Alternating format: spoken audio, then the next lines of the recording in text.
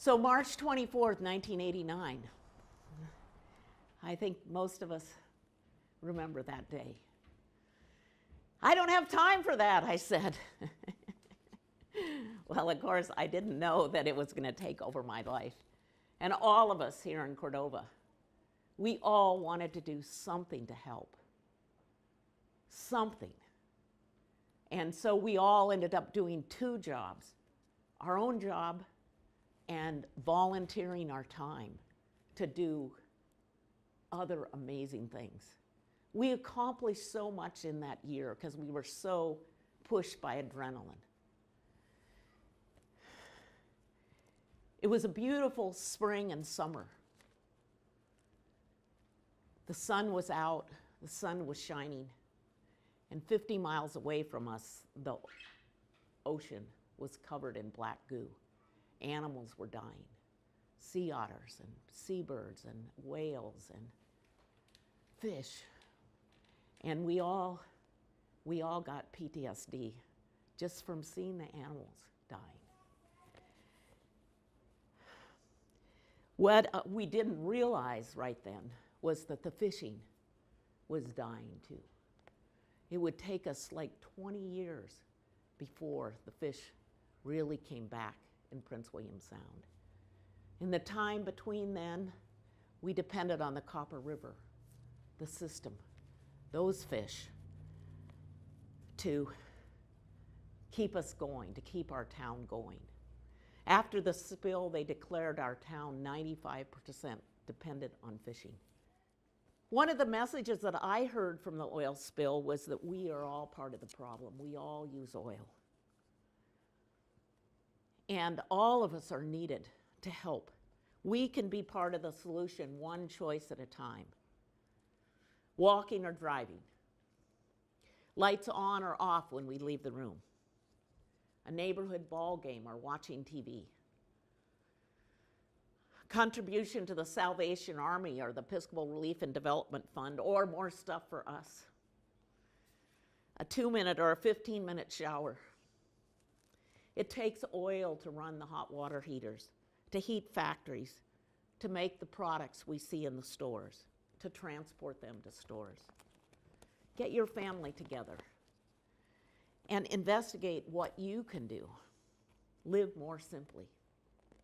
Save some oil for your grandchildren and great-grandchildren. Save some money. Save cultures in other parts of the world. Maybe even stop a war that might have something to do with oil.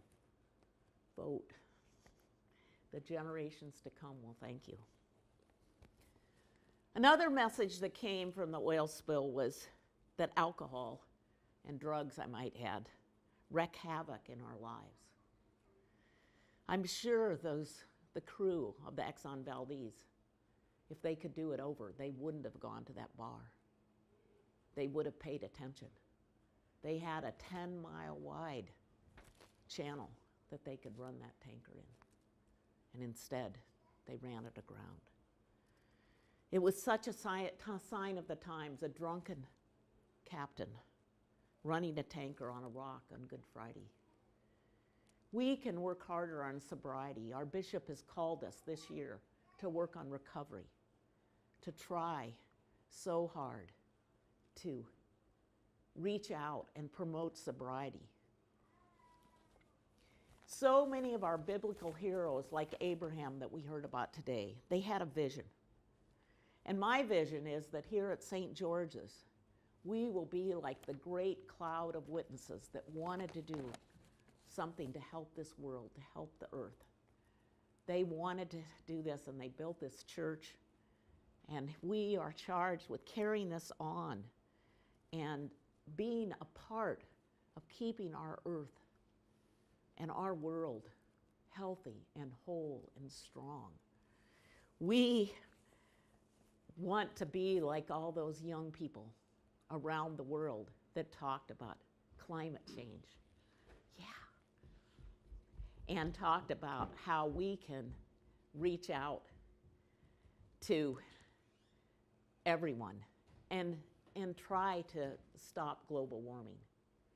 We can be part of helping helping our world. And the other thing that I think we can do here at St. George's is we can help with the healing. You know, going through the oil spill, it still makes my blood pressure go up just talking about it. You know, I just can't look at those pictures without feeling absolutely terrible. I know after the oil spill, it was about a year afterwards, and my dad had just died, and I just came back to Cordova, and somebody said, you have to go to this session they're having at the Masonic Temple. And we all gathered in a circle, and it was a healing circle. And everybody, we had someone from out of town that was kind of running it, and she had the whole agenda planned out. But we started telling our stories one by one after she had us visualize what had happened and what the last year had been like. And you know what? It took us all day to tell our stories. And we realized how it runs so deep. 10 years after the spill, my principal at the high school had me go to a grief session because I was working with alternative high school students who almost all of them had had a deep tragedy in their lives. And so I went to the grief session, and then I realized that I had recovered from my parents. I had grown up an idyllic childhood. I was totally in love with my parents, but I had recovered from their deaths, but I had not recovered from the oil spill. And one of the things that Jesus tells us is really important and really hard is that we need to forgive. We need to forgive the oil companies.